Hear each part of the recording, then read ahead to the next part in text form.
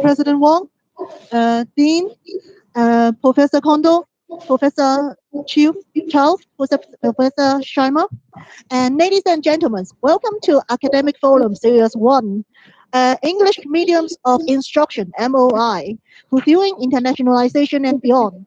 I'm very honored to be here today. It is Carol from LiPACE, the Open University of Hong Kong. I'm your facilitator.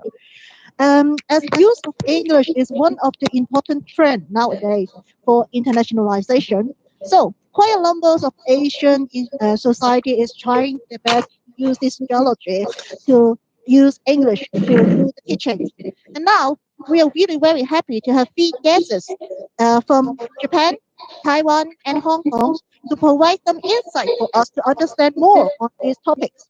So, in order to kick off this forum, we are really very happy to have President Wong Yuk-Shan, President of OUHK, to give us an opening speech. Okay, good afternoon, ladies and gentlemen.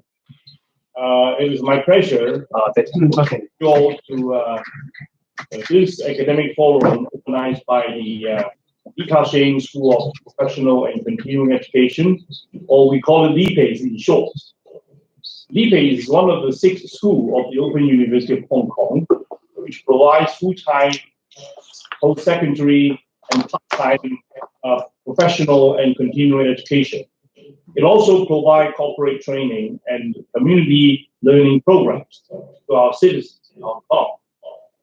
Now, next year, which is the year 2022, it is the 30th anniversary of LiPACE.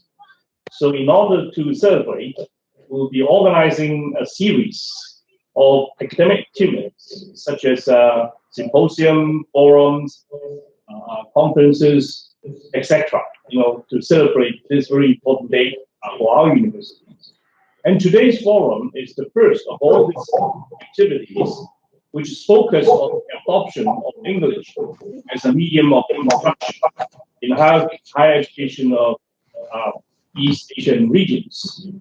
Now, we all know that internationalization is one of the important topics or top priorities of higher education around the world. And it can nurture students' global confidence, enhance their atmosphere, enhance their international vision. And it is very important for educating our students. And also adopting English as a medium of instruction is a necessary step for internationalization, particularly for non-English speaking regions.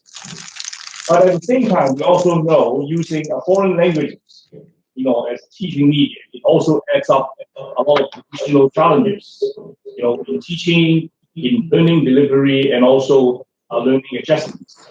And this is exactly, we are so lucky to have 3 excellent scholars, from these 3 places, from Japan, Taiwan, and Hong Kong, to share with us their variable experience about the implementation of English, MOI, so to speak, in their respective university and their higher education system. So I'm sure the forum will bring forth fruitful and rewarding exchanges among participants of these 3 places to facilitate a better understanding of the language policies goals of universities in different regions, and also help us to reflect as we navigate through the path of furthering English medium of instruction.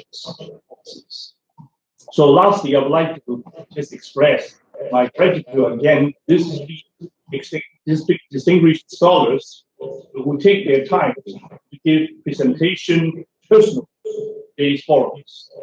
So to the audience who have registered from various parts of the world, I would like to thank you all for your participation, and I hope that you all enjoy the presentation and discussion this afternoon. So I wish you all have a nice day today. Thank you very much. Thank you, President. And now we need to move to introduce a little bit of our forums today. We will have three speakers from three areas to present for us. Each of the presenter will have 20 minutes to do the presentation, and then after that we have 5 minutes Q&A. And then after the presentation, we will invite our dean to be the moderator to in charge of the panel discussion. So let's invite the first speakers, Professor Yuichi Kondo from Ritsumeikan Universities, and he is the foremost of deans of admission from Ritsumeikan Asia Pacific University. He is also one of the committee members for numbers of government grant schemes, including top global university program in Japan. And his research is really highly specialized in internationalization. And his topics for today is Japanese university efforts on campus internationalization. Is English MOI a sufficient condition for curriculum reform? So let's pass the time to Professor Yuichi Kondo. Hey. Okay. All right. So good afternoon, everyone. I'm very happy to be here and be honored to be with Professor Wong and then other distinguished speakers here today. Japan is now welcoming spring, and then this famous sakura is blooming on our campus already. And today is a graduation ceremony day, so the campus is quite much very busy at this moment. Now, without more blah, blah, blah, but let's go into the topic. Let me share the slide.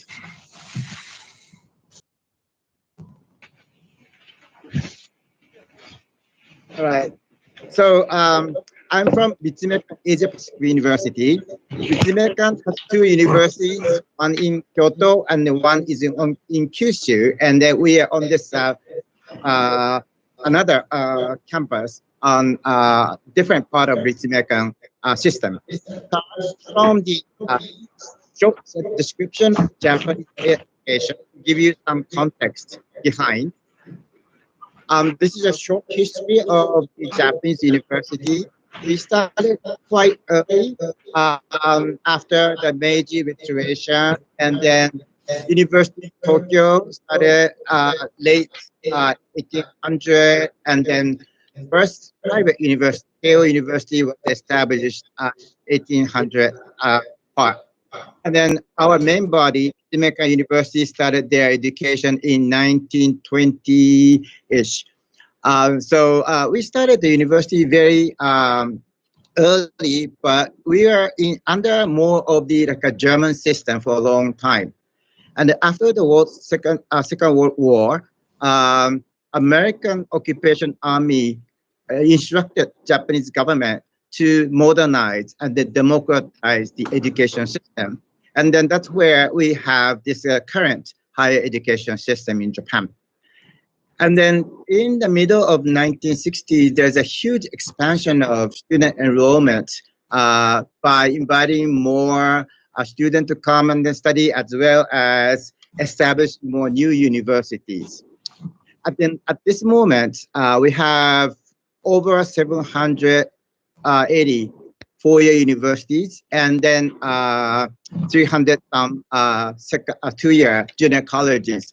The number of junior colleges is on the decline, whereas four-year university is expanding just a little by little every year. So this graph shows distribution of universities by national university, public, meaning it's a city funded or prefecture funded, and then also private university. As you can see, the majority of higher education is given by private institutions, whereas quite a limited number of students are educated under the government subsidy. Private universities receive some government subsidies, but it's very, very little. So most of the private universities, they run their university with about 75% with their student tuition, or 70 to 80, depending on the university. And then for the internationalization part of the higher education, You see the short, like a description here. We start receiving students from Korea, China, then Qin Dynasty. And then right after Japan-Russia war, there's some research saying about 10,000 international students, mostly from Qin Dynasty, were studying in, or I should say China, studying in Japan by them. And then after the economic growth of Japan started in 1960s and 70s, we start seeing the growth of Japanese international students, Japanese institution, and then some government intervention or advice or some scheme saying that we should receive 100,000 international students one time by Prime Minister Nakasone and then by Prime Minister Fukuda. The number was raised to 300,000. So with this governmental guidance, each university was asked to do their part to internationalize their universities. But about this time, the internationalization was that increasing the number of international students, not really internationalizing domestic students.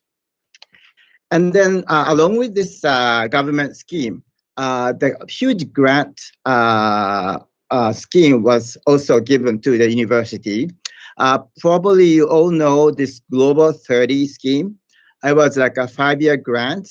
And then originally, they were going to give 30 universities grants so that they can internationalize their campus. But somehow only 13 was designated. And then with only one round of like a G30, it was terminated.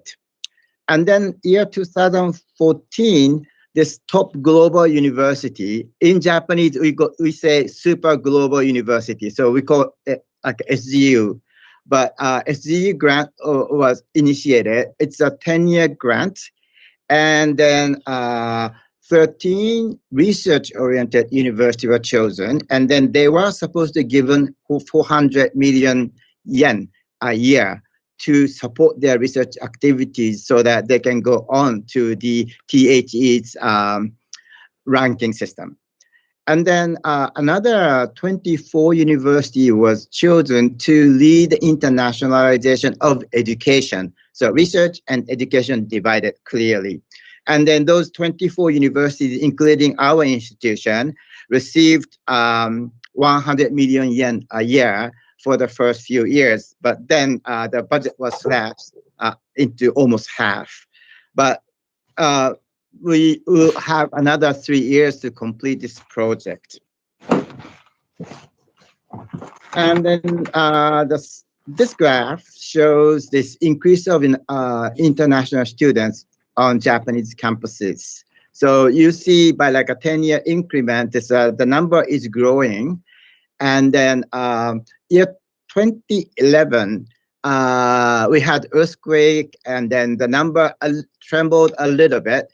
But the Ministry of Justice started giving the visa to Japanese language learners to attend the Japanese language schools with the international student visa, regular international student visa. So the number was added to this statistics. So I believe we have achieved 300,000 goal at this moment. But with this pandemic, we just don't know what's going to happen. And then with all the schemes by G30 and the SGU, and then also the move toward internationalization, many Japanese universities start establishing programs in English.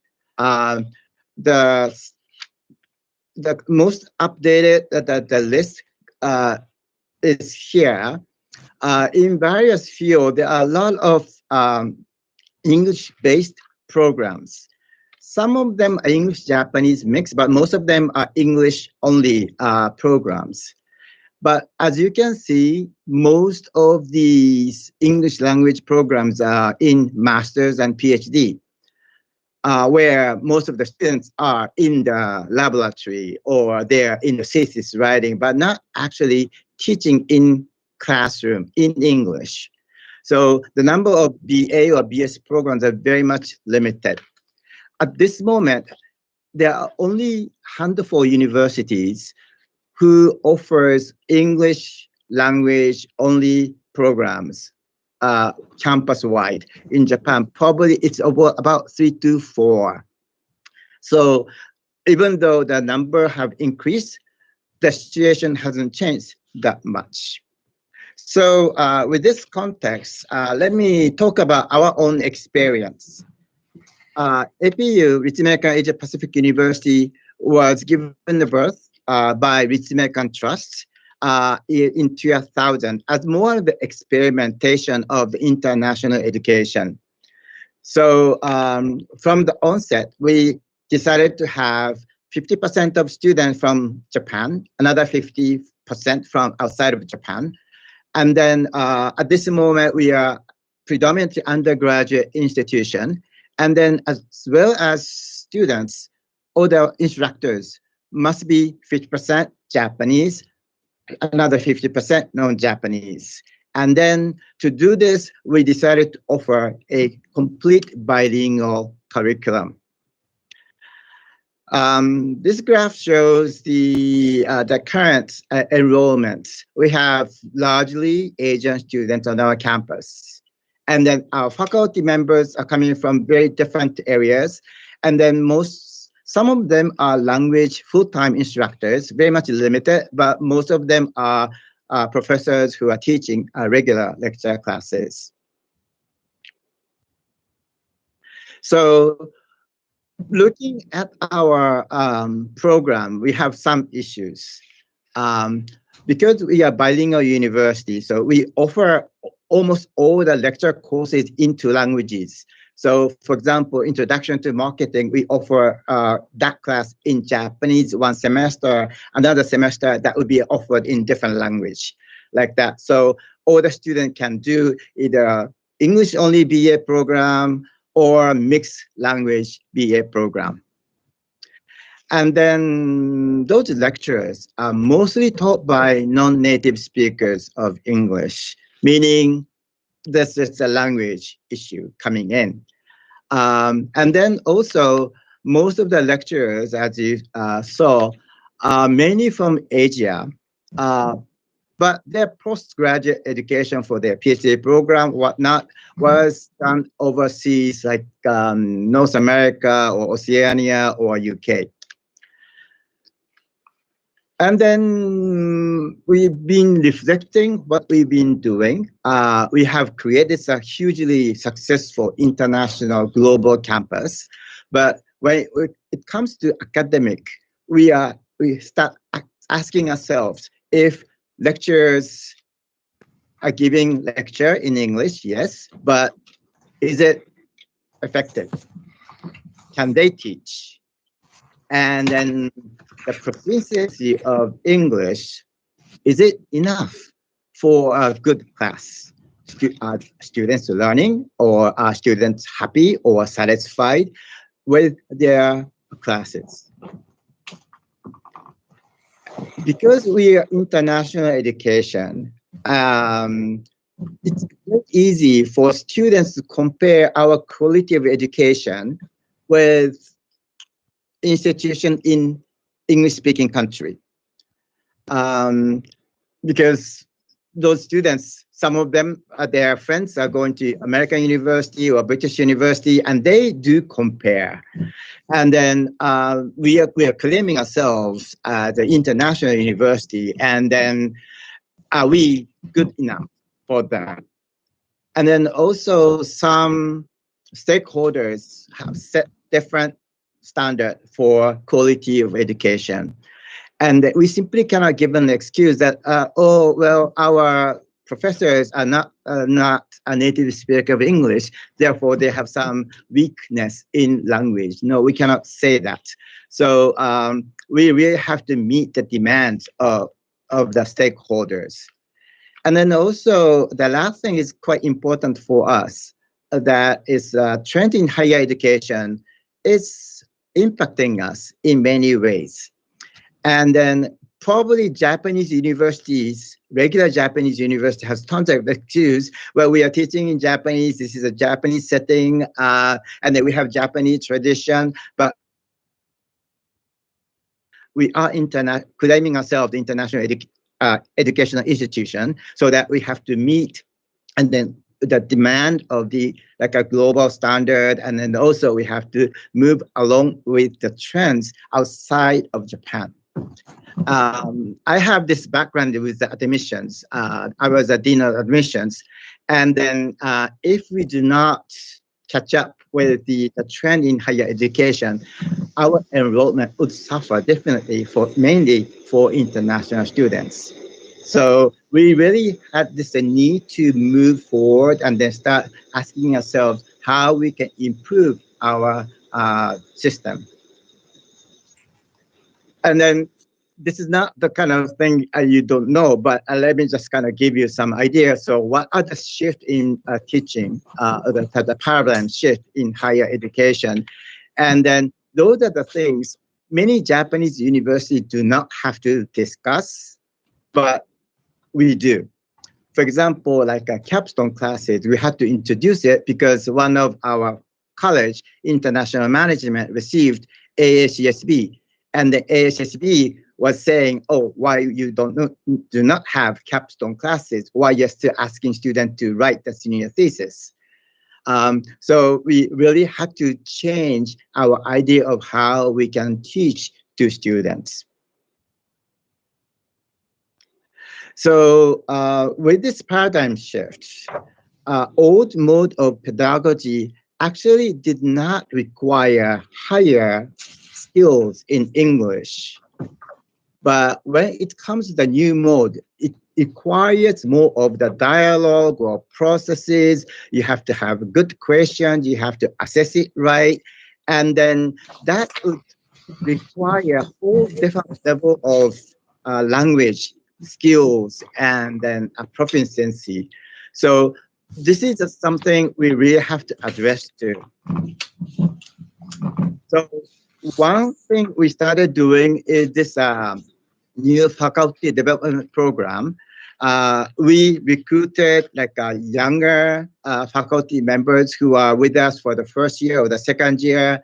And then we decided to give like a 1 year faculty development program with an assistant from the University of Minnesota.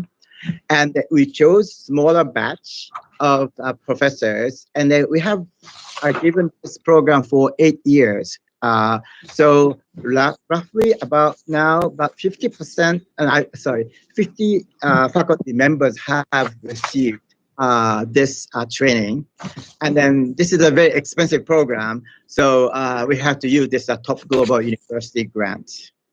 So the content is like this, like for 1 year, the trainers from University of Minnesota come to our university, they do class observation, they take the student feedback, and then do like a workshop. And then we bring those faculty members to University of Minnesota in summer for intensive workshop, asking them to rewrite the syllabus and test the new pedagogy. And then process goes like this. But please do note that use of English part is very much limited because most of them can handle language, but what they couldn't handle is using English in more like interactive new form of like a pedagogy scheme. So that is something we have more emphasis on them. So this is the last slide. APU's tentative conclusion at this moment. English MOI is necessary. It's this is a precondition to become international university or even regular university needs to have like bilingual or like any English MOI. That's for sure, so that they can internationalize. But English MOI is not simply solve the problem at this moment. We really have to catch up how students learn, and then that's where the language can come. So that's why our faculty development program has put English MOI a little in my minor point, rather asking our professors to learn more about how to teach, how to increase student learning. So this is what is happening at the university, and the many universities in Japan now looking at our faculty development program to learn from us. Okay, thank you very much. So let's move to the Q&A. We are running out of time, so anyone have questions? If not, maybe I want to ask one question first. Professor Kondo, I heard that you mentioned in your presentation, you said that it seems that the domestic student, the internationalization levels of domestic students seems to be not very good compared to international students. Can you tell us more about this? Because it seems that we are Asian country, we are also facing these kinds of challenges. So, Right. please. Okay, thank you very much. I think you may all know the fact that compared to other nationalities, Japanese students' TOEFL score is one of the lowest in the world, next to or just above North Korea. So we have some issues in English language education, and then even though a lot of classes are offered in English, usually all the programs I mentioned in my presentation are mainly for international students. It's more like an island program where Japanese students do not participate, so that they can just kind of don't have to worry about the language issue for Japanese students. But increasing number of graduate programs in Japan for Japanese students, especially in engineering, natural sciences, they are rapidly catching up with language education, but not in social sciences or humanities for a very strange reason. Professor Kondo, can I ask you a question? Yes, President Wong, please. Yes, can I ask? Professor Kondo, thank you for your very interesting talk about the situation in Japan. Now, back in Hong Kong, in our university, we also use English as a teaching medium, for general subjects. Unless you're learning Chinese history, then you use Chinese. However, we have a problem. Sometimes when our teachers, they're using English to give lectures, but sometimes the student will like them to change to Chinese, because for some of them, they think it's easier to understand.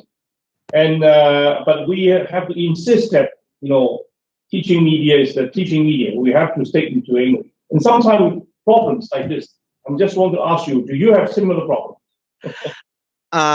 Probably in a regular Japanese university setting, yes, but not on our campus, because the common language for all the students from different countries will be either Japanese or English. And then our teachers sometimes do not speak Japanese at all. So they really cannot make any compromise, but do everything in English. Yeah, this is okay. Let's say if we have somebody who is from America or from UK, they cannot speak Chinese. Of course, they cannot change. But for someone who are local teachers, they could speak both Chinese and English, and they might run into some kind of problems. All the classes are designated as English-based or Japanese-based. Okay. And then if we step out from the language requirement, we're going to have very negative student feedback. And it's against the university regulation. So they'll be heavily penalized from different directions. So in other words, your regulation to language, yeah. In other words, your regulation is very strict. You would require the teachers to stick to the medium of instruction. Yes. Since I'm not your staff members, I do recommend you to stick to the requirement. Thank you. Thank you very much. Okay, thank you very much. So, anybody have a question? So we need to stick to the time, so we need to move to the second presentation. So our second presentation will be conducted by Professor Jian Quanjing, and he is the Associate Vice President Academic Affairs of National Tsinghua University. And he is an active life scientist, and he has obtained the Best General Education Teacher Award from the Ministry of Education, Taiwan last year. And his topic for today is the challenge and opportunities of Taiwan 2030 bilingual relations policy in higher education. So let me pass the time to Professor Chiao. Good afternoon, everyone. Can you hear me? Yes, very clear. So I pass the time to you. So, good afternoon, President Wong and the two other distinguished speakers and all the audience. Today, I'm giving some summary of our nation is going to bilingual 2030 and also some challenges for conduct English as a medium for instruction in higher education. Okay, so next, please. So in today's talk, I will give you a summary of three different topics. One is the vision for developing Taiwan into a bilingual nation by 2030. And also I will follow by internationalization and the English only course in higher education context, particularly emphasized in our university, National Tsinghua University in Taiwan, and also talk about some challenges and opportunity facing in our campus in university. And at the end, I will give you some summary and conclusion and prospects. Next. For vision for developing Taiwan into a bilingual nation by 2030, we as a nation in the Executive Yuan, about 2-3 years ago, we set a goal we call a blueprint of bilingual nation policy. And in this, I will switch to another slide and give you a quick summary of blueprint of bilingual national policy. This is a slide prepared by National Development Council of Executive Yuan. So it's a highest administration party in Taiwan. Next, please. So in this particular slide, I will give you some prospect of this blueprint, particularly how that will affect our higher education in the next 9 to 10 years. Next, please. So the idea is the following. In order to cope with the trend of globalization, internationalization, and to boost people English proficiency for enhancing international competitiveness, former Premier Lai instructed on about 2.5 years ago that we were to develop Taiwan into a bilingual nation by 2030, which is about 9 years from now. National Development Council has convened a meeting to formulate this blueprint for developing Taiwan into a bilingual nation by 2030 by making a reference to opinion from various parties, including our university representative and also other domestic business industrial associations. Next, please. So the promotion rationale is the following. We like to, by this blueprint, we would like to strengthening people's English proficiency from the demand side. And second, reducing the urban-rural divide with digital technology, which is important in the current stage. And also third, bilingual policy and the native language policy run in parallel, and also forge the competitive advantage for young talents. Next, please. So before this blueprint, we actually in the past about 15 to 20 years, we also make another effort to building an infrastructure for bilingual environment. For example, we try to make an English-friendly living environment, both nationwide and our campus. We do our best to do that, but it's not very effective. So now we like to do more in terms of strengthening English education, cultivating people's soft power of English proficiency, of course, including listening, speaking, reading, and writing. Next, please. So the vision of this blueprint that develop Taiwan into bilingual nation by 2030 is we like to say providing people with a quality job opportunity and also elevating Taiwan's economic development by elevating Taiwan's competitiveness. That's one very specific goal. The second specific goal is cultivating people's English proficiency, not just the college student, but all the people in Taiwan. So we hope we can comprehensively in strengthening people's soft power for employee English in listening, speaking, reading, and writing. Next, please. So the bilingual nation, we like to do this so-called common strategy and individual strategy. In terms of a common strategy, we like to jointly promoted by all ministry, including the Ministry of Education, Ministry of Economics, and all other ministry in the executive yuan. And also individually, we like to aim to specific customers in their respective competency. So that's a demand-driven supply and minimum cost with maximum benefit. That's our goal and this bilingual nation by 2030. Next. So this was just some slide to show you that we are trying very hard in all the media, in all the English learning platform. So far, we have in Taiwan try to encourage people to include English as a language, so that can help people, not just Taiwan's people and other foreign people, can be familiar with all the media in Taiwan. Next.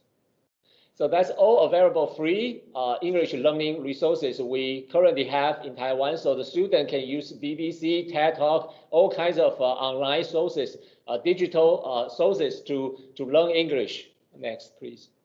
So the common strategy is, as I say, is to promoting all the bilingual website of central government agency, so that the people, they come into Taiwan. We like to build a international country. So we like to invite all the foreigner to Taiwan. And in order for them to live comfortably in Taiwan, we need to make them understand everything, including all the government policy. So that's why the first goal is to promoting all bilingual website of central government agency. And also we like to bilingualizing a document relevant to foreigners. So the foreigner coming to Taiwan, they can be comfortable with all this, like drive license, credential, all kinds of documents. And also bilingualizing the frontline service at the public service venue. For example, if you go to any store, any department, then you will be able to speak English to everyone in Taiwan by 2030. It's about 9 years from now, but it's a very important goal, and we hope we can reach this goal. And also implementing bilingual government information, so that all this press release and the statistical report can be published both English and in the Mandarin. Next, please. And also other area like law and regulation and other government official, we also like to make that everything bilingual, so that all the foreigner will be comfortable reading all the document in Taiwan. Next, please. So individual strategy, there are so many different individual strategy. I will skip this slide. I will go to the next slide. Please, sorry. So this is to implement it in the full scale, the bilingual of Taiwan educational system. So in this particular scheme, we like to relax regulatory scheme, so that all the primary and the junior high school can use English as their primary language to teach. So bilingual education is not just higher education, but we also try to make them start from the primary school. So the bilingual nation 2030 plan is to implement the English teaching and English speaking all the way from the primary school to the junior high school and high school and higher education in the university, so that we can build this so-called bilingual education from the preschool to the higher education. Next, please. Okay, and this slide just show you that how we can make this. So this is give you the idea in several areas we like to implement, like a digital distance digital learning, as we are still in the COVID-19 pandemic era. So the distance digital learning is important. And so far, most of in Taiwan, although we do not have a lot of threat from the COVID-19, but still in the past years, particularly in the first half of the past year, 2020s, a lot of schools, including our university, we using the distance digital learning, and we also trying to encourage the instructor and teacher to using the English to teach in the distance digital learning. And also we're trying to using other emerging technology like AR, VR, AI, those kind of new technology, and incorporate this new technology into the English teaching platform. Next, please.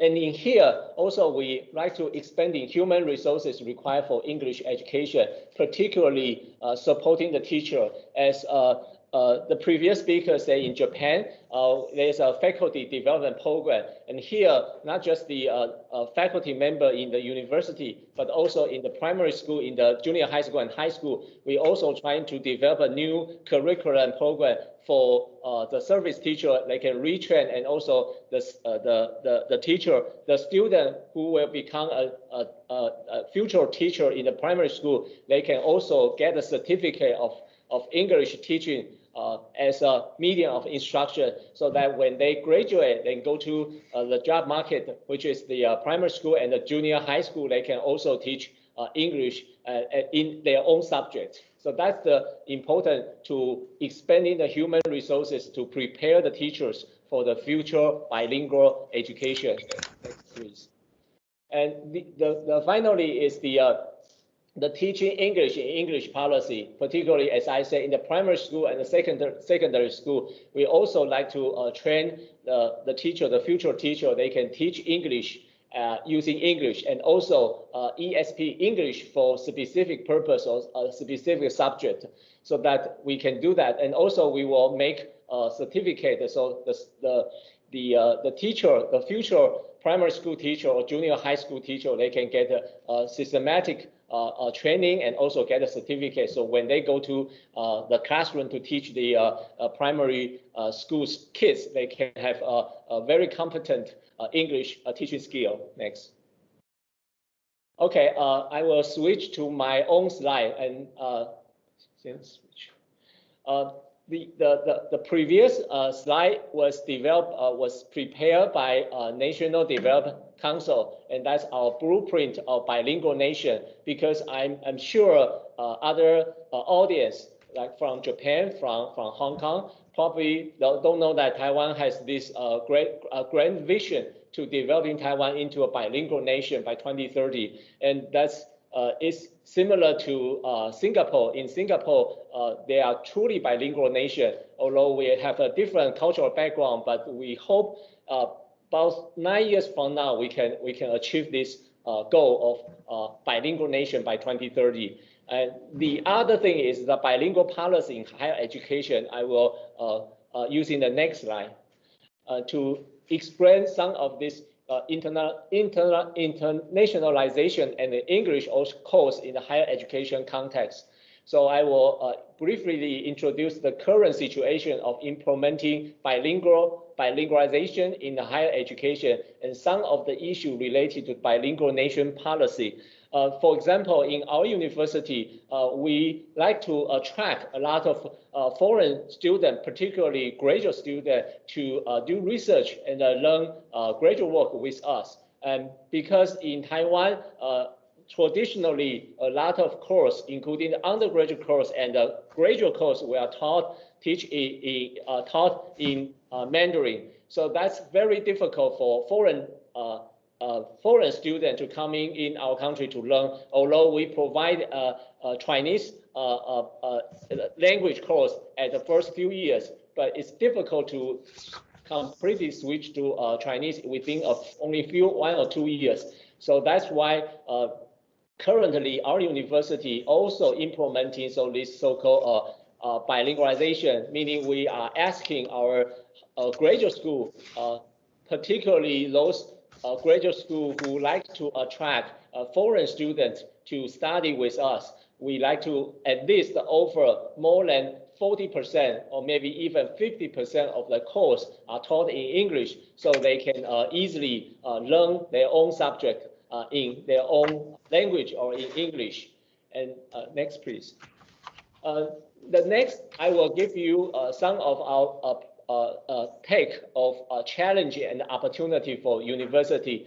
So as we discussed and we heard the first speaker from Japan and also from the President Wong ask the speaker the question about the difficulty in teaching while adopting the English as a medium of instruction. So the difference in the bilingual policy, sometimes it's difficult to implement. So at this time, I can also echo or also briefly answer one of the questions by the President Wong, which is if we are in the classroom, all the students are Taiwanese students, and the instructor itself is also a Taiwanese, whether we should insist to teach in English.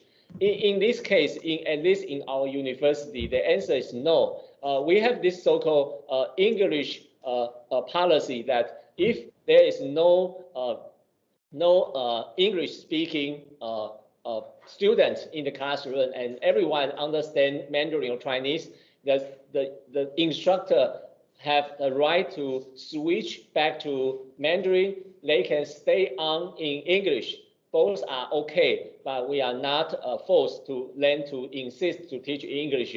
But we have the policy, if there is a foreign student in the classroom, and if there is anyone who cannot understand Mandarin or Chinese, the instructor must teach in English. If this course is labeled taught in English, it must be implemented, must teach in English. So that's our policy. So it's somewhat different than in Japan because we make sure that we like to make sure all the students can have effective learning. They learn very effectively if they using their own language, their native language, can make them learn efficiently. We will emphasize that part. But if there is a foreign students in the classroom, then we will definitely require or force the instructor must teach English. And also there is some misconception between English education and internationalization. So I also like to emphasize this is somewhat a different thing. So English education means we teach the subject using English as we discussed in this forum. It's called medium of instruction, English medium of instruction. And in this case, is using the English to instruct, to lecture on your own subject. And that's for the learning part, for the foreigner and for our own students. They can learn this subject by English. And that's one thing and very important. But the internationalization, I think, is more broad, meaning that it's not just in the classroom you teach or you learn by English speaking, or you lecture in English. In terms of internationalization, it's the whole campus-wide, including your out of classroom life, in the restaurant, in the dormitory, on the street, in campus, on campus. So if you have the so-called internalization and people are familiar with English, and then they can talk to each other, our domestic student, our Taiwanese student, and foreign student, they can comfortably talking to each other, making conversation using English, and also not just talking conversation with English, but also talking about the issue, some important issue happen on the different countries, so they can discuss international news. Those kind of aspects or those kind of habits are important. So that you are locally in Taiwan in the university, but your mind, your vision is all over the world. So that the internalization, I think, is not just English speaking, but also everything engage English, also not just English, but also global matter. You can discuss issue or anything happen on a different country. You can freely discuss and express your idea. I think that's very important for true internalization, and that means for students, if they haven't had a chance to go abroad to study, to travel, they already immersed in this English-speaking media and also talking about global affairs. And finally, it's the gap between the urban and rural inter-school English education. Sometimes we in the city, in the urban area, because of there are so many teachers well educated for teaching English, so it's okay. But for the rural area, sometimes it's lacking this kind of teachers for teaching bilingual English subject. So that's something, a big gap so far. So that's why we have this so-called bilingual nation by 2030 that we hope we can diminish this gap between the urban rural area, different education level. Next, please. Okay. Also the teaching methodology re-innovation. So the contradiction between language teaching and subject-specific course, as I said, sometimes for our university students, on the freshman year, we ask all the freshman year the student has to take English. Of course, we will make a pre-test first to distinguish their level of language competency, and then we will give you English language course as a requirement for their graduation. But also the most importantly is the subject-specific course, and that's important. And for that, sometimes we have a different strategy. One strategy is to hire or to recruit foreign scholars, foreign professors. So because they are foreign faculty member, so they only language to communicate is English. So for those foreign faculty, the teaching subject-specific course in English is no problem.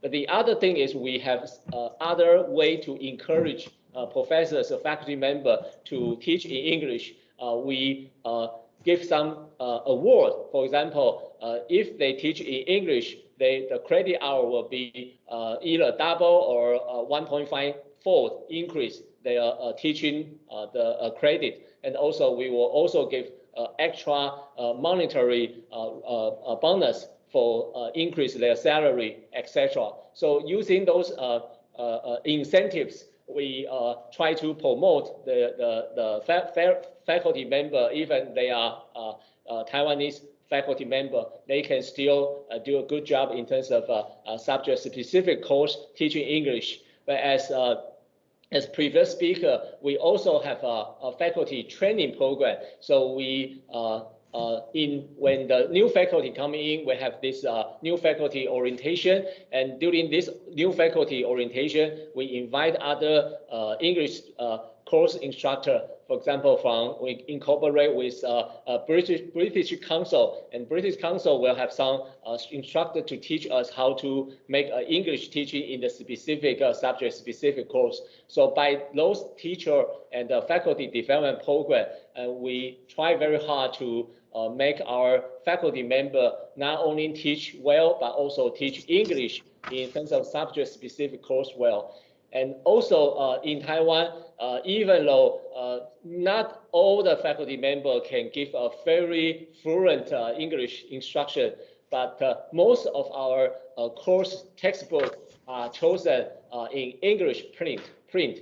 So that's why a lot of students, they have a good English, even though they are not learn the subject by English instruction, but their textbook selection in English. So that's an important step for them to familiar with the subject by the original English writing.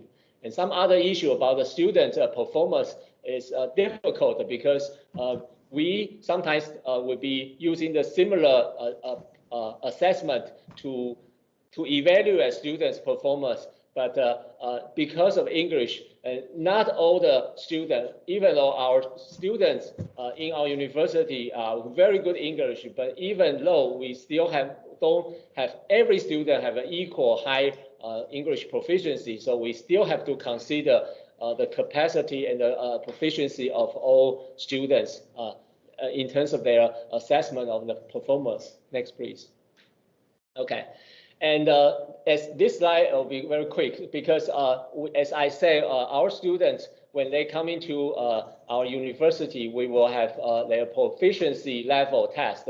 We will designating a different reasonable teaching objective. So the different level of student, they will learn their own level of English, and they will make progress as their own reference rather than using the same standard to ask everyone to get equal English skill. So that's we using this particular strategy. And also we in about 10 years ago, our university adopting a grading class. We don't use percentile, not from the 0 to 100. We use A, B, C, D, this kind of a grading scheme. And also we have authentic environment for English learning. We have an English corner, English center, so that we have a lot of facility to try to motivate the people to do English learning so that they can learn student. And also we have some online course or MOOC course or open source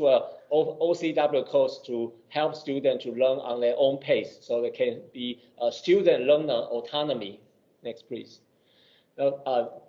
Finally, is the teacher training development in bilingual education. As I said, that for non-native teacher as a permanent English learner, and that's very important. So we have a faculty member from foreign countries, so they can be a good English teacher. And also, if our faculty member are not native language English native speaking people, we also provide this so-called training program so that we can improve their teaching effectiveness.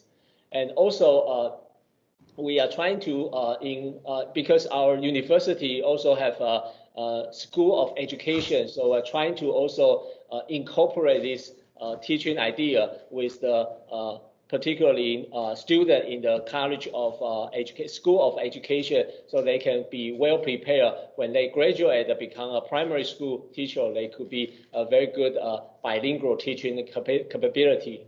Next, please. So finally, I would like to summarize the bilingual development in higher education and also our national goal of becoming a bilingual nation by 2030. Indeed, this is a very challenging goal for our country, and for higher education, I think it is definitely the path we have to go forward, because there's a steady trend of globalization.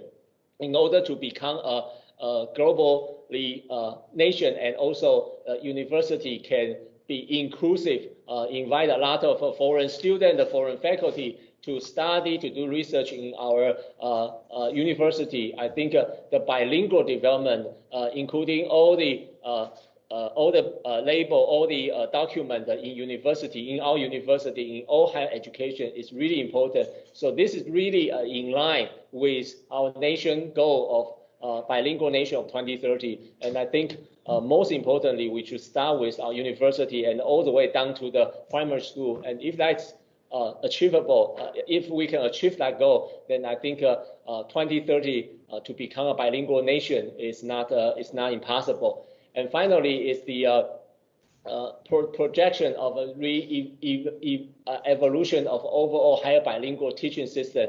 Is I think we need to encourage more and more our faculty member to teach in English, particularly for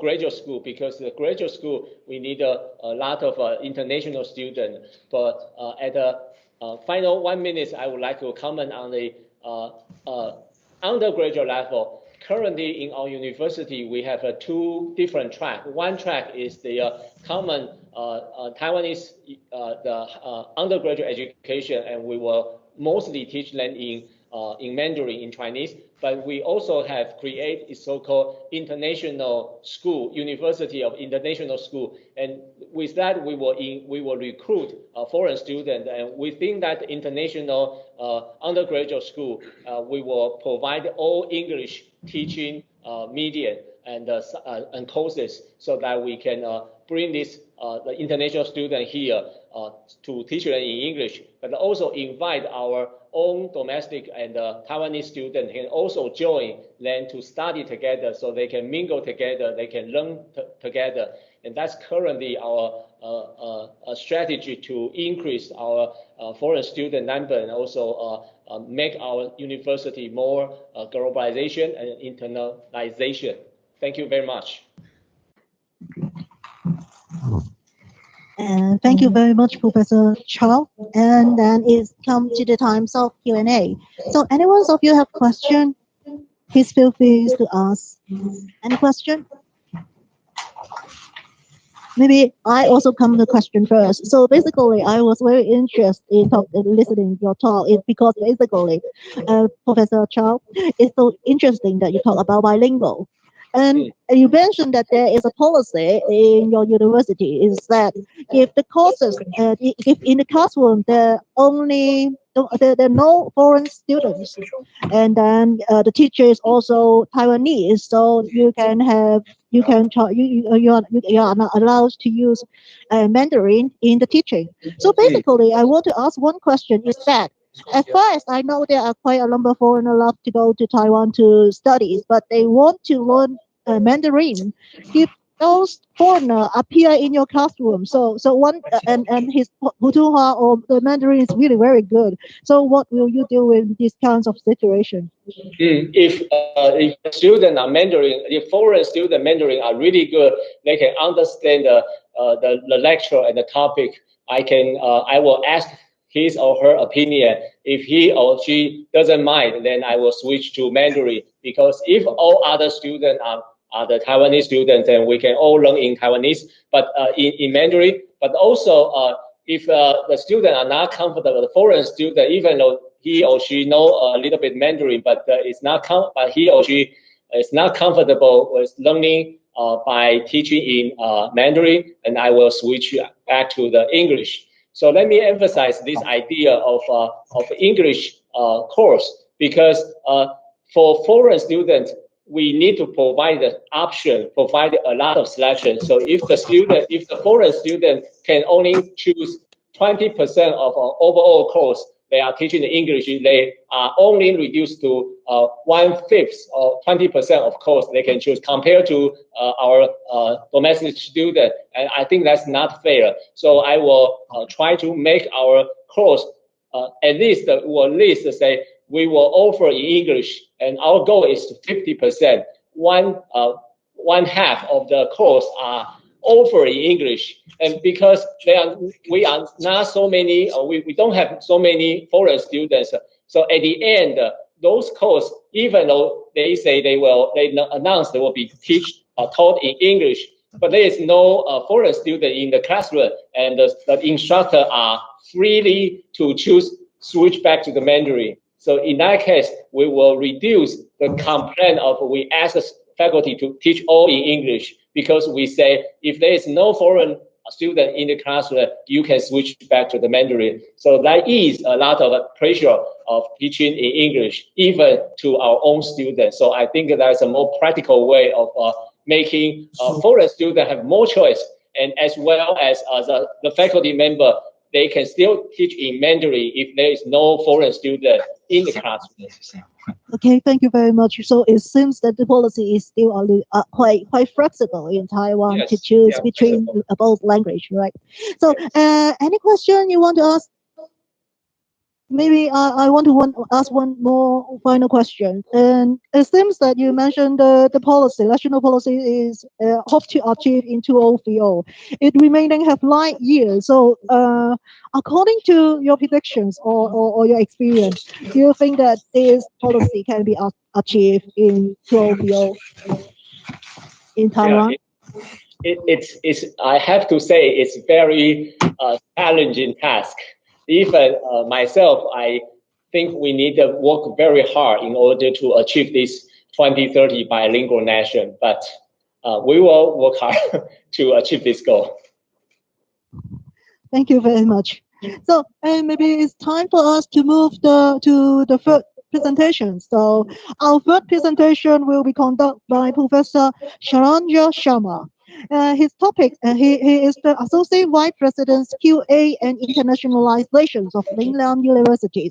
And he is a political scientist, and then he is really a very active researcher, and he has published quite a number of books related to political science. And the topic of his presentation today is the English mediums of instruction, lesson from Hong Kong and Lingnan universities. So let me pass the time to Professor Sharma. Okay, thank you very much. I first of all like to thank Open University and President Wong for the invitation, also to Dean Benjamin Chan, also to you, Carol, and to the two distinguished members, Professor Kondo and Professor Chiao. My talk is on the English medium of instruction, lessons from Hong Kong and Lingnan University, and the importance of English instruction and English proficiency in this period of time and beyond. So I'll go over some general points and then come to the more specific case of Lingnan and about Hong Kong as a whole.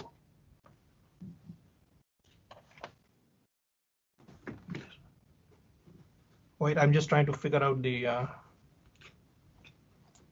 oh, okay.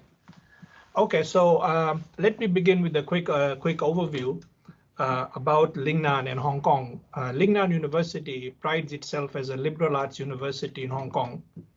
And I will try to sort of put it in context, the importance of English within the liberal arts context and how we try to enhance English instruction in Lingnan through the lenses of liberal arts education. Again, a very quick overview. Lingnan was ranked as one of the top 10 liberal arts universities in Asia by Forbes magazine in 2015.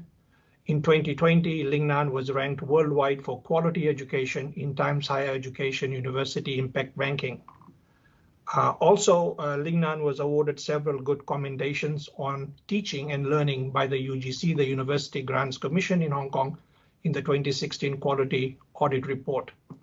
And again, you will have this PowerPoint, but you'll get the sense that, again, the Hong Kong's University Accountability Agreement, which was again announced by the UGC, Lingnan received very high score in undergraduate satisfaction.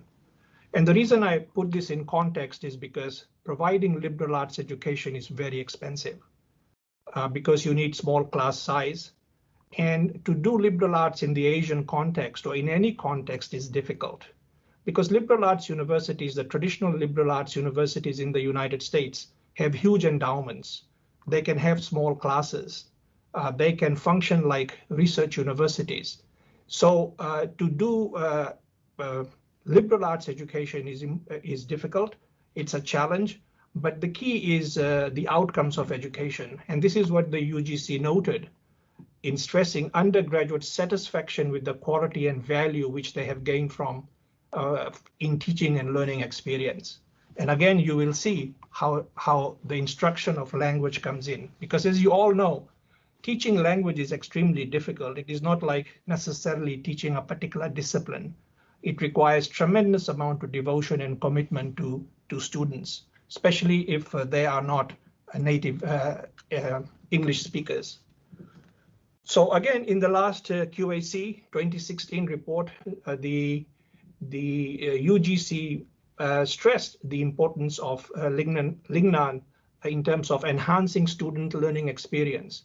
Because if you know of that students' learning is important, it is of value, then they are retaining something. And this is realized through substantial financial and human investment in small class teaching and broad exposure to international and service learning.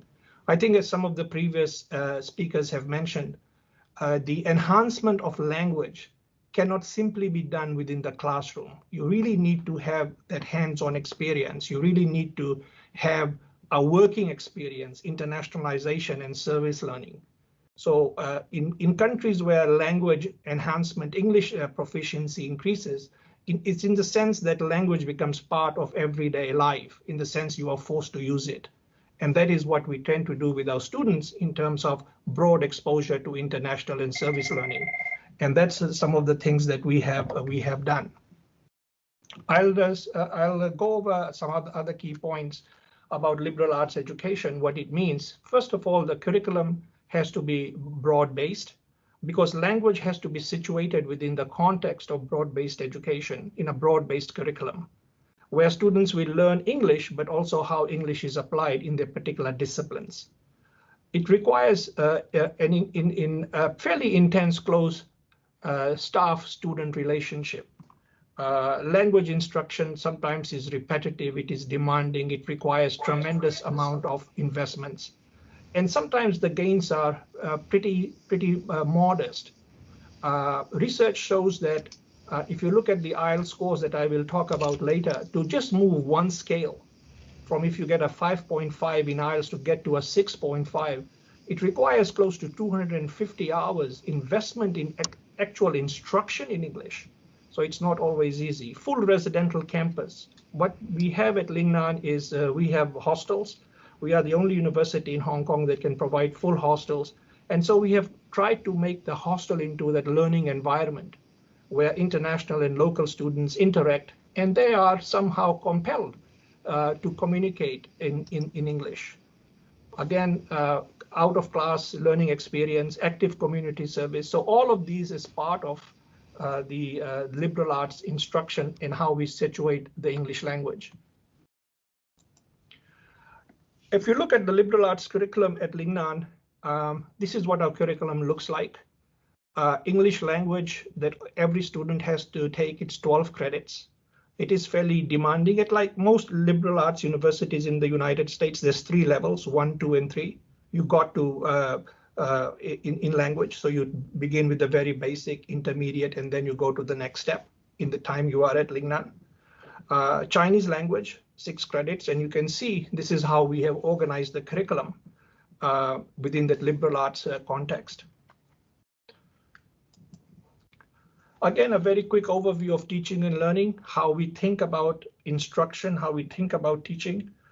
Curriculum is what we teach. Pedagogy is how you enhance student learning. Curriculum, as you know, is what we teach. We can all have a syllabus and say that this is what we are going to achieve. But the key question of pedagogy is how do we enhance student learning? How do we actually measure that they are learning something substantive, that they are learning something that they will retain? So how do we enhance that? And then the third step is assessment. How do students demonstrate their learning? And for that, of course, you need to have faculty that can sort of facilitate this, because the curriculum, the pedagogy, and the assessment are 3 different components. And if all of them are going to work simultaneously, then we need to help our faculty. So one of the things we have done at Lingnan is all faculty members, especially if they begin their careers at Lingnan, will have to take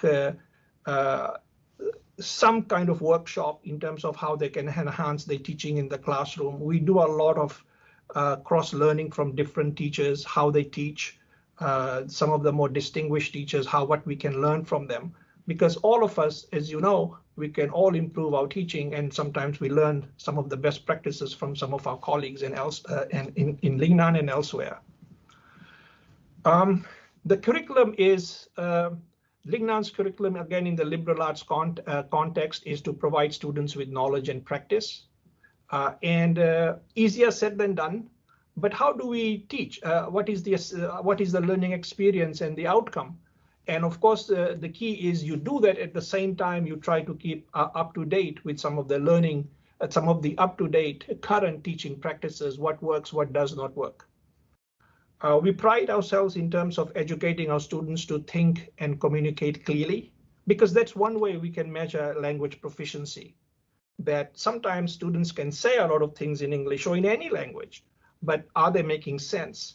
You can just speak a lot of words, but is it coherent? Does it get to a point? How do we make sure that students do not fall into the trap of language learning, which is sometimes just constant repetition, but rather something much more than that? So that is something that we try to instill within the liberal arts context. Service learning is very important for us, because it allows our students to work in the community, both within Hong Kong and occasionally abroad. Of course, now in the COVID world we are living in, that's not much of that. So much of the service learning takes place within Hong Kong.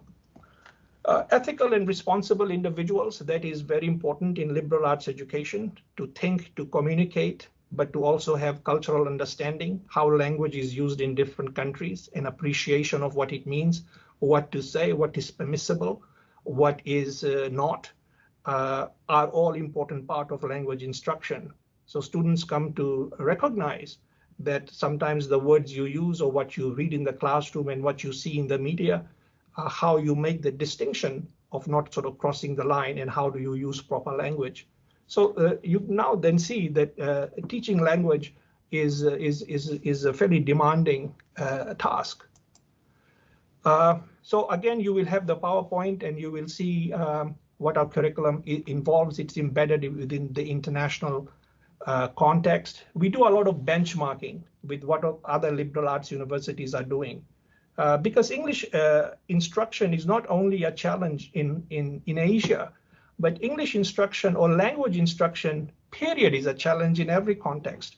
Now, I used to teach in the United States for close to 20 years, and I can tell you that the proficiency of students, they could speak English, but in terms of writing comprehension, they just need as much help as anybody else.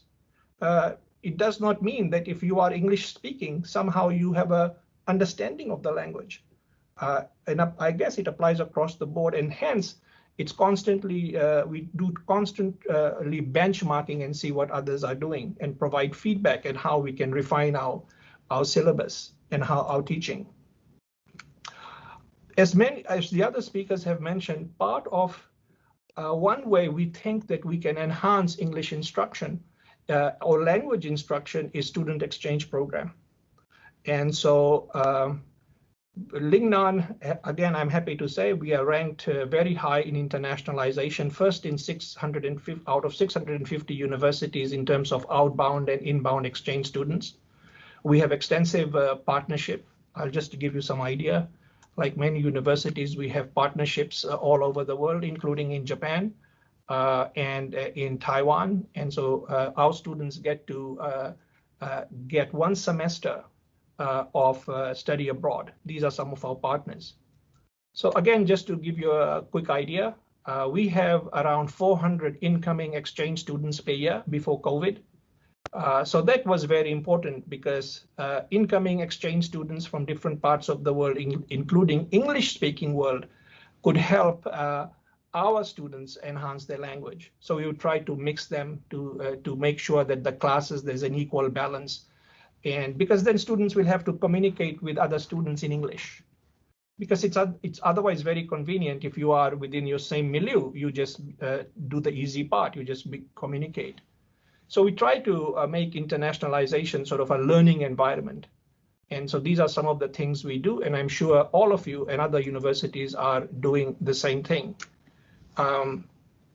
We have partnerships with different universities. We give incentives to our students that they need to have a certain level of proficiency in language, ability to write and think clearly, if they hope to be part of the exchange, if they hope to go to some of the top universities in the world for an exchange.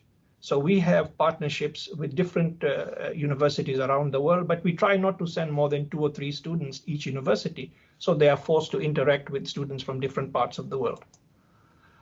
So that leads me to English instruction at Lingnan University in Hong Kong. I don't need to tell you this, English language is the international lingua franca. It is, that's the reality. And Hong Kong as a cosmopolitan global city, high levels of English proficiency is very important.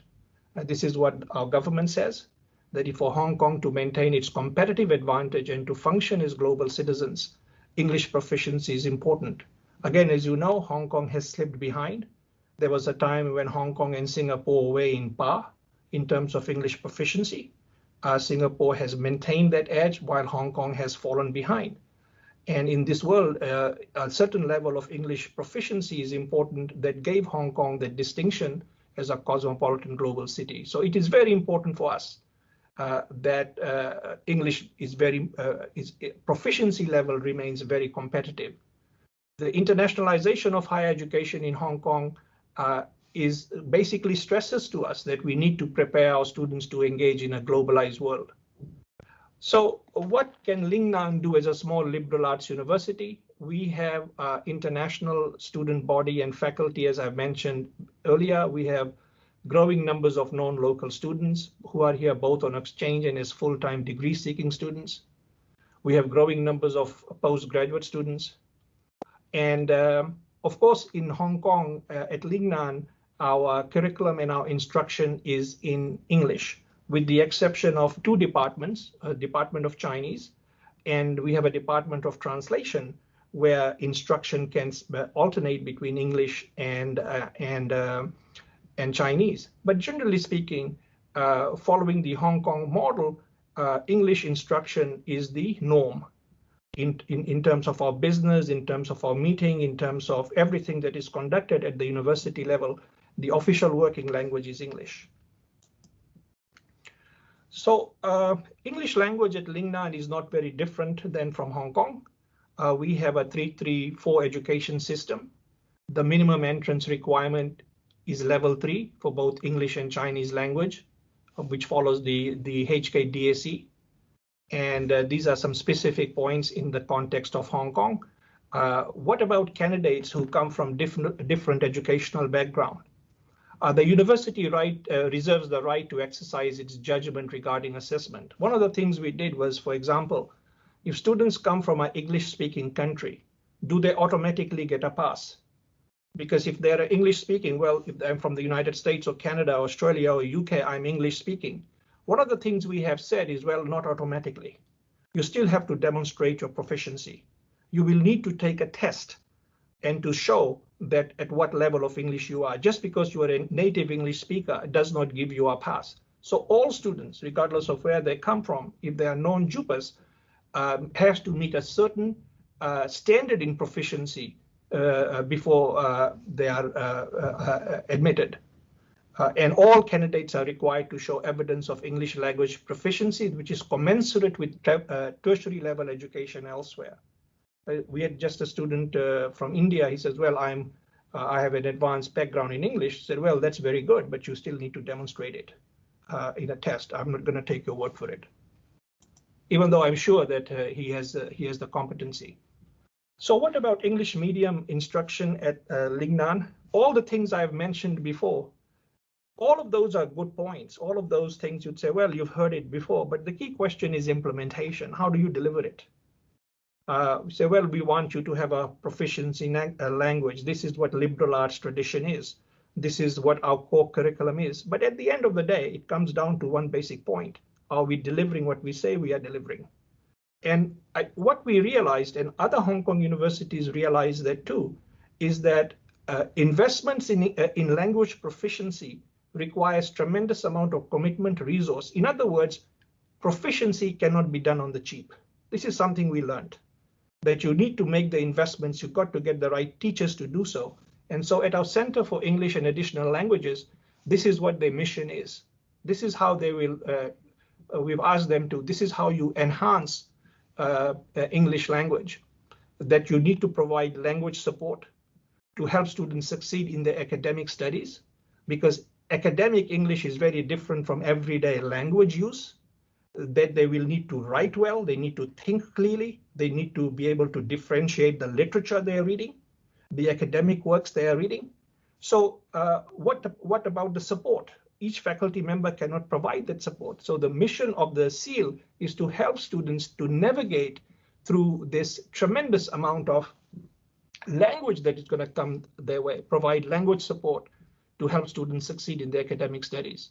We also offer additional languages, Japanese, Korean, Spanish, and French.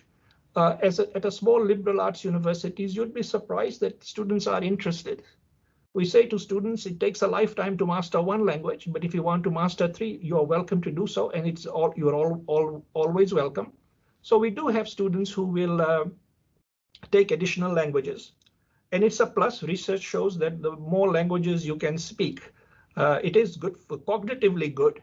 Not always easy to do, but SEAL offers that.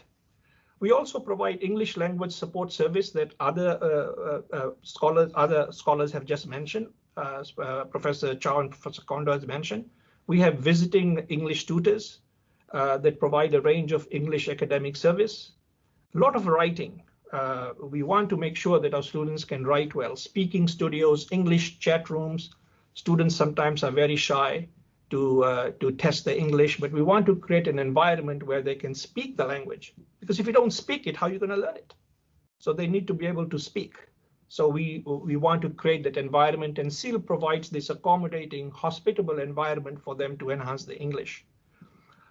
We also try to make it much more social in terms of using our hostels to provide different venues for students to experiment with the English language.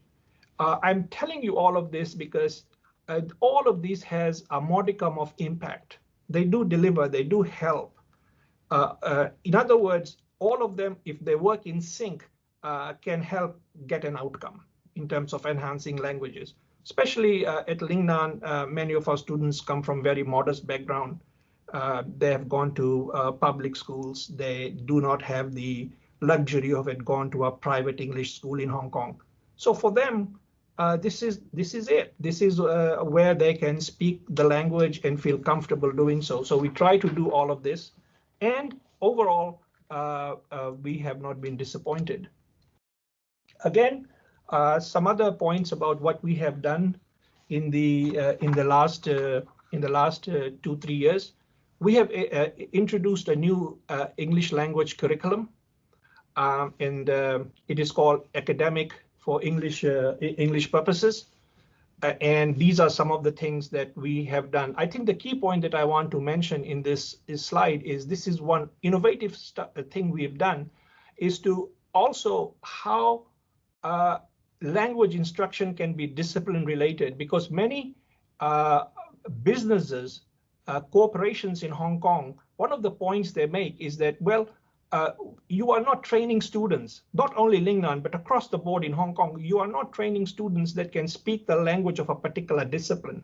So while we teach them language, we are also emphasizing, if students are in arts, humanities, social science, and business, yeah, I'll be okay, to enhance their communication and literary skills. So these are some of the courses that we offer. Again, these are the English language support services that we provide at Lingnan for students to enhance their language, because the key question becomes is how can we enhance the English language? How can we help them adopt the English language? And these are some of the measures we have done. So that leads me to perhaps the most important part of my talk.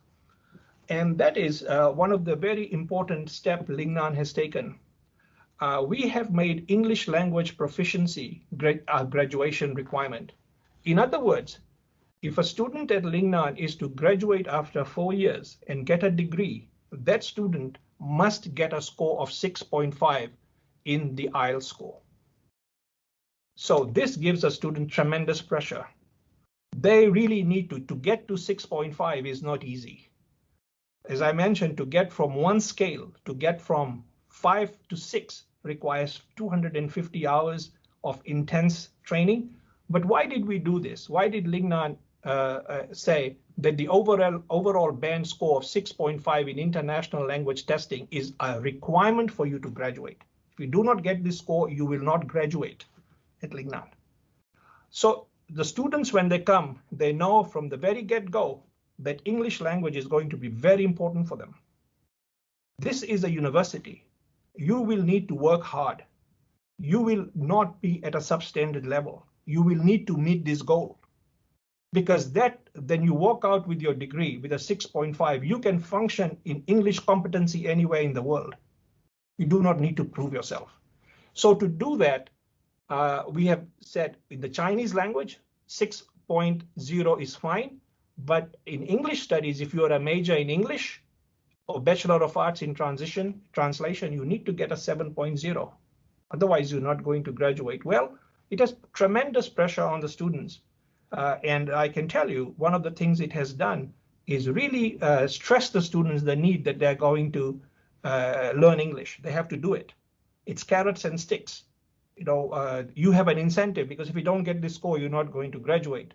So that leads us to the next point. Well, getting this score is not easy. We all know it. But we need to set the bar high.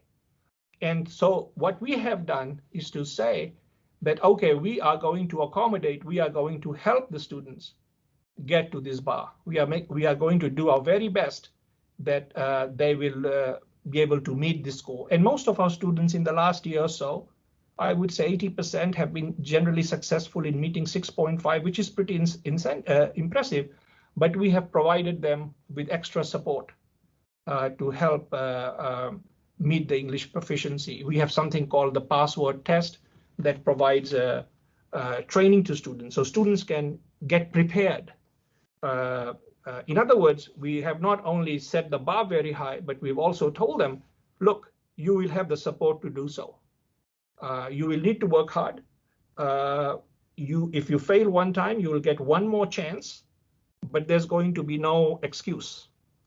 If you do not get 6.5, you're not going to graduate. And that's just a fact. So, well, the students have taken this very seriously, and I think this is one way we will substantively show that we are very serious about language proficiency.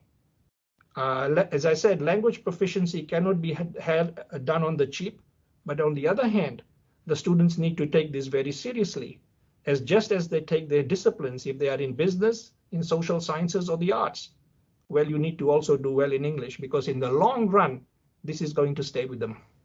Without this, they are not going to be globally competitive, and we do them no favors if we reduce the bar line. That is why it is so hard. So I'm very pleased to say that this is the Hong Kong experience, the Lingnan experience in terms of language proficiency, and there's a lesson to be learned from this. I believe that yes, language incentive in proficiency requires both the teacher and the taught to play the role if we are going to meet. And I'm sure if Taiwan is going to meet the goal of 2030, well, you, as you have rightly pointed out, Professor Chiao, you need both the incentive, you need both the carrot and sometimes the stick. So with that, I conclude my talk. Thank you.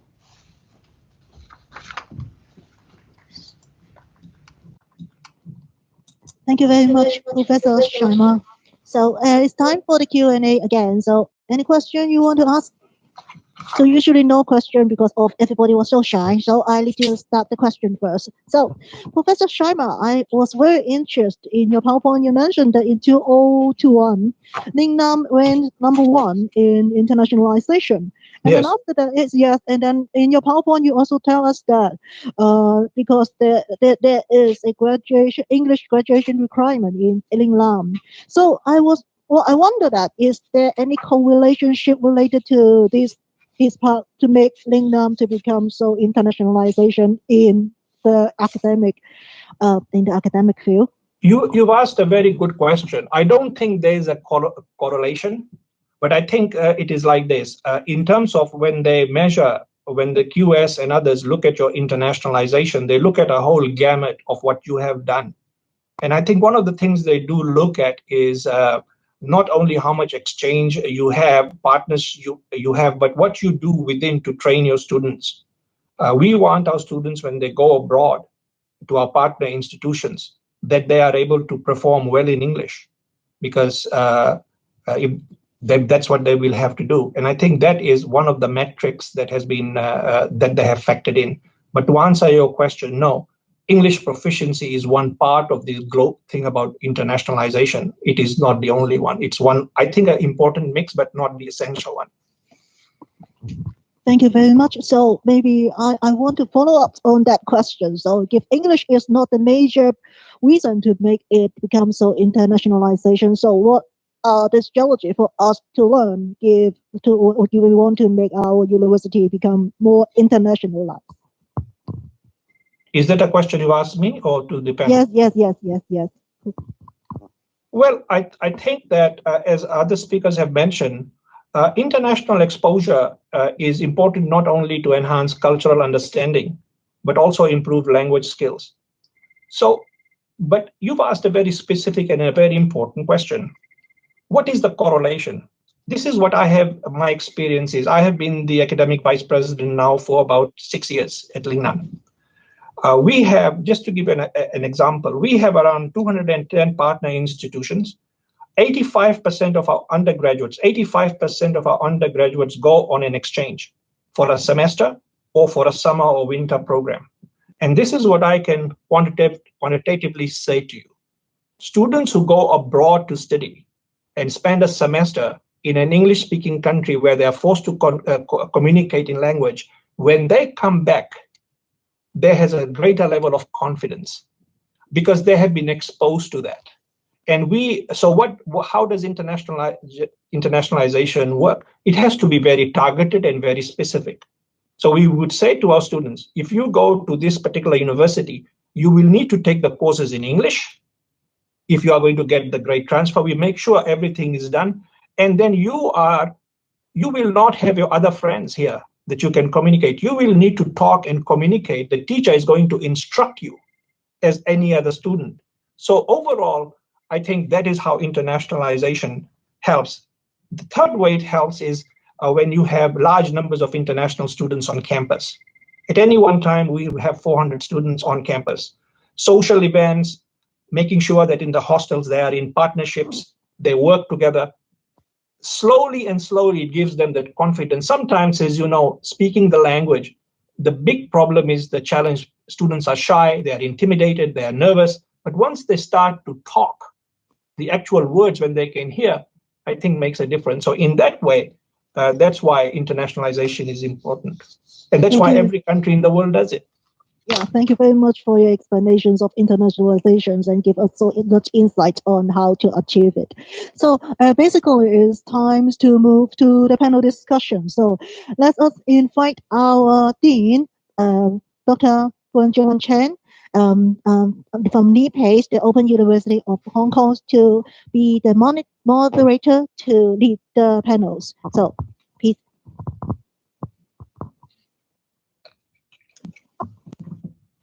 Thank you, Carol. Good afternoon, Professors Kondo, Professor Chiao, Professor Sharma. Thank you very much for giving us a very well-rounded introduction into the use of English language in your university system, the issues that you face in using English for delivery. And a while ago, we also had some Q&A. Coming back to the theme of this academic forum, we purposely set it to be in a question form. So if universities in East Asia are using English as their medium of instruction, apart from internationalization, what other endpoints, what other outcomes are expected? And then I heard a while ago, starting from the case in Japan, it was a long-time policy goal of the government, the Ministry of Education having set the goal of attracting foreign students, 300,000. I think Professor Kondo said that figure must have been met. Okay, and then in the case of Taiwan, we have the bilingual nation strategy to be achieved in 2030. And then, of course, in our home region, Hong Kong, we have in our publicly funded universities are governed by agreements with the UGC. They have specific requirements in relation to internationalization. So to start with, I'd like to explore with our three speakers, how much space is there for your universities and your university system to co-define this English medium of instruction policy and the definitive goal of what you want to achieve? How much space do you have within your system in terms of public policy making?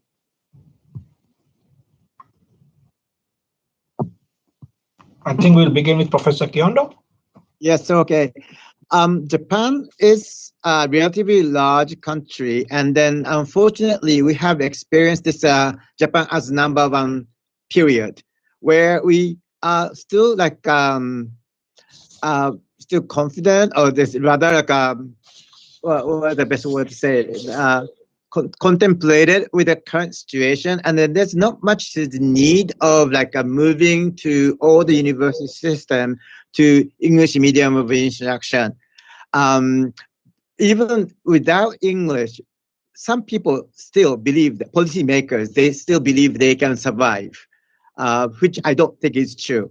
So those who are in a crisis mode, I mean, some like a university president and officers, they are making the move very fast. But I do not think that policy-wise, public policy-wise, it will not go, even though Japanese elementary school students are now studying English in their 4th year or 5th year. But they have been trained by teachers who have never trained in teaching in English. So the progress is very, very slow. To some extent, I think normally in educational policy making, well, we would think that the public policymakers would think the universities are pretty conservative. But in terms of setting English as MOI, it seems to me that it is the reverse, because the policymakers are the more idealistic, on the idealistic side in setting targets, whereas academics have to tread very carefully, because we understand that there are so many issues that we need to resolve in terms of teachers' capacitation, in terms of curriculum issues, how you actually deal with the classroom situation, and all sorts of things that university teaching has to confront. Yeah, so any views from Professor Chiao, Professor Sharma on this? Yeah, okay. So as I mentioned in my talk in Taiwan, we do have this so-called bilingual nation 2030 goal, but in terms of our higher education, specifically our university, we currently have 40% of course taught in English in the graduate school, and only 16% of the course taught in English in undergraduate courses. So that's some room for improvement. So for graduate courses, we set a goal to be 50% within the next several years, maybe 3 years. We'd like to be 50% of a course taught in English in all graduate school, so that we can be a foreign student welcome and comfortable, friendly university, so all the foreign students can come here to learn and without any language barrier. But as I say, for undergraduate level, it could be very difficult to reach. Maybe even 30% will be difficult, because even though I should say a lot of our students with the English proficiency, like the IELTS, the Lingnan University graduate requirement of 6.5, I think our students maybe more than 80% with this proficiency of this level of English skill, even before they enter our university. But still, as the speaker says, it's actually our students sometimes are quite shy and nervous of using English. So even though the testing score are high, but it's quite difficult for them to using English as a conversation in conversation. So that's why I really admire that in the Lingnan University, 80% of students have opportunity to go abroad to do exchange programs. So when they come back, they are more confident using English. So if our students have more opportunity to go abroad and coming back, I think it will increase their confidence of using English.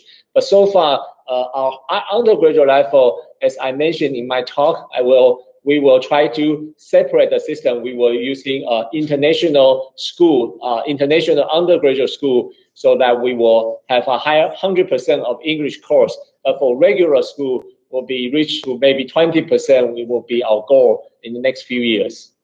Thank you. Yeah, Benjamin, I like to echo what my two previous speakers have mentioned. I fully agree. Of course, at Lingnan, when you talk about policy space, we took a big decision some years ago to make English proficiency very important.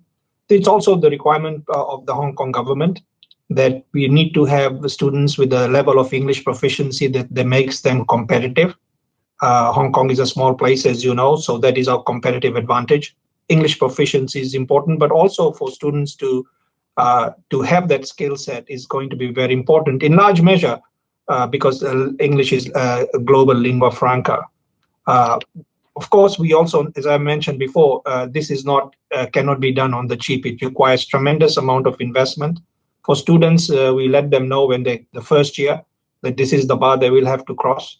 So English language reading and maintaining due diligence is going to be part of the university life. So once we make the rule, but at the same time you provide the support, I think that should be a good recipe for success. We shall see. Thank you. Thank you for your sharing. The other thing is that no academic conferences forum these days would go by without tackling the issue of COVID-19.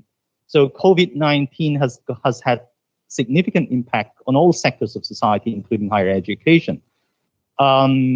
With the current situation wherein most of the population hasn't yet been vaccinated, so the flow of international students has been affected as well. In the past, one of the great impetus for pursuing English as medium of instruction is the flow of international students to East Asian countries, to Hong Kong, to Japan, to Taiwan, with programs taught in English. Now, if there is not going to be that many in these 2 years coming into the region, would there be an impact on the work that you are doing to push this English MOI within your university?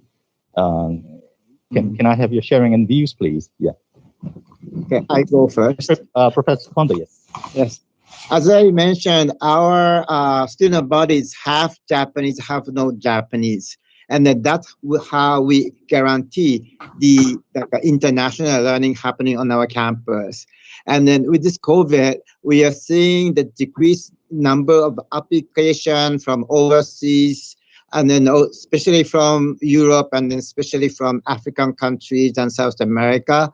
So that is the kind of part we'll be missing.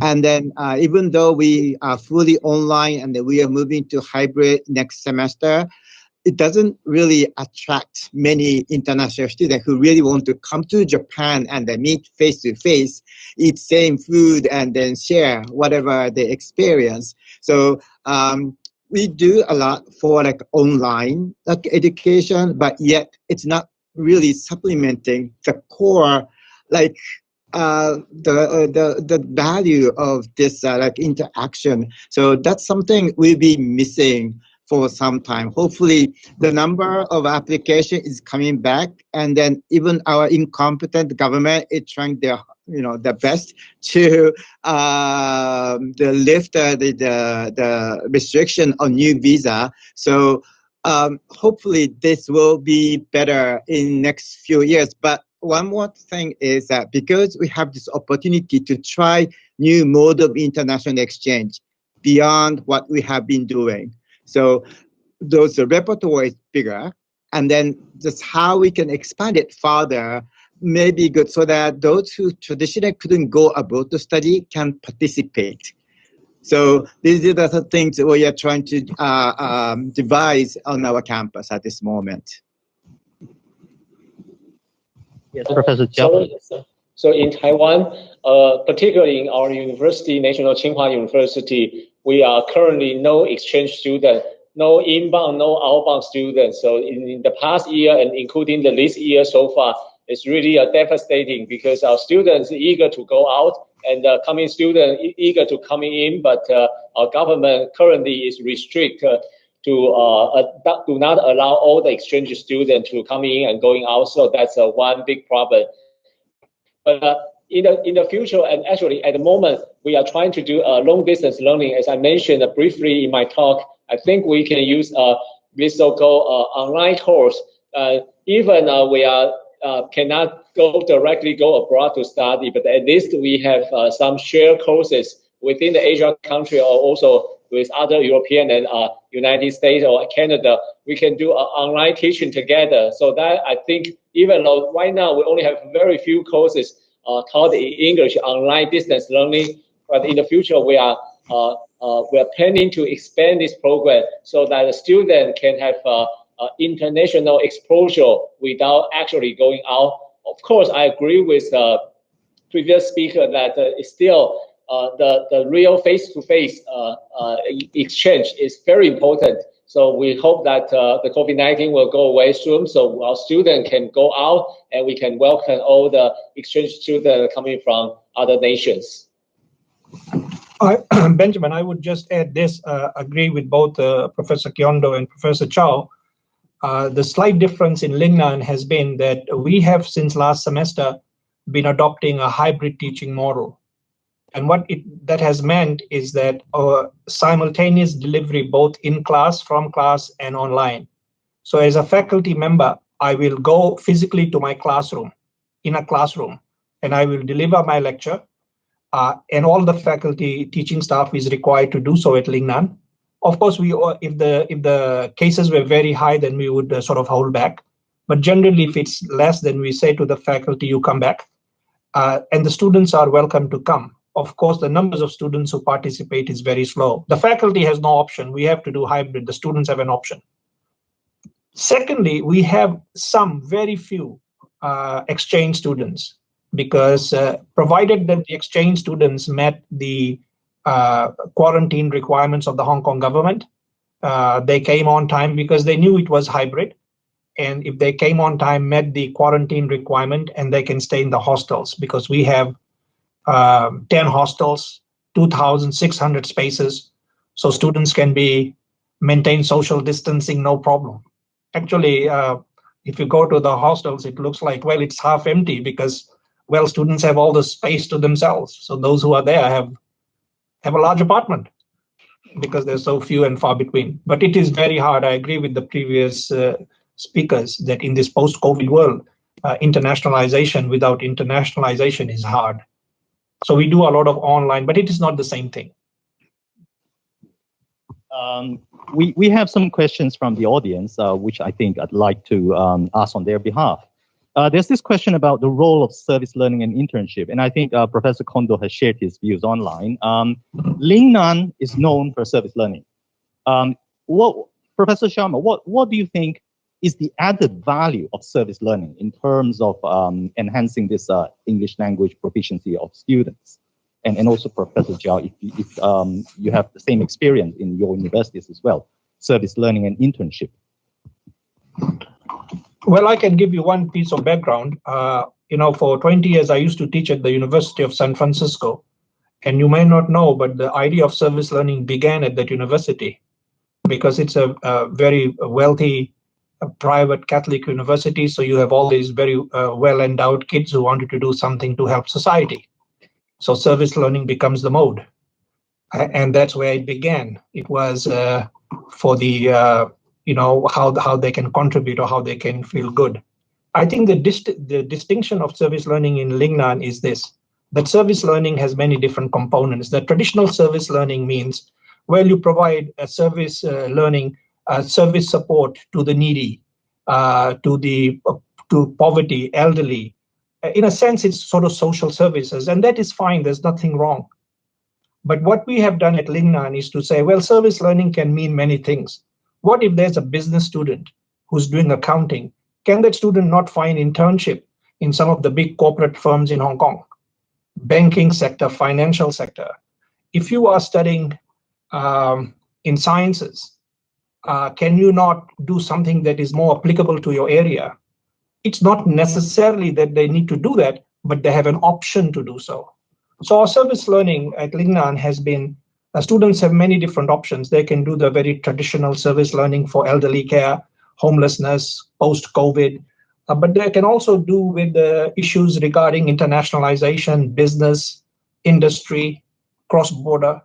So I think that is, there's the third aspect of service learning is this, that we tell students, if you do your service learning well, if you perform with a level of proficiency, with a level of dedication and commitment, that can translate into actual employment for you after. And in a way, we can measure outcomes that if you, as an intern, performed well, then the company or where you did would remember and how you behave. So in a sense, we are turning students that university life is very secluded, very protected. In the real world, it is hard. And service learning gives you that opportunity to learn what all of us know. Life is hard and you need to adjust. In our university, we also have a service learning. And actually, that's a requirement for graduation, although it's a 0 credits, but the student has to do, I think, 2 semesters of service learning. But we never thought of using the service learning and English teaching and English learning. So thanks to Lingnan's approach, and we will think about maybe in the next few years we can incorporate service learning and English learning together. That's a great idea. Thank you. There's another question from the audience, because we have quite a lot of language teachers in today's audience who are interested in the use of English plus how to make full advantage of the home language. There's a concept called translanguaging, which I think, to my understanding, is the co-development of both language skills, the mother tongue and the English as a medium of instruction in classrooms. So in relation to our discussion today, what efforts have your university been doing in terms of co-developing the students' potential in both languages? Because we're not saying that we want the students to be able to use English and then their mother tongue is sacrificed.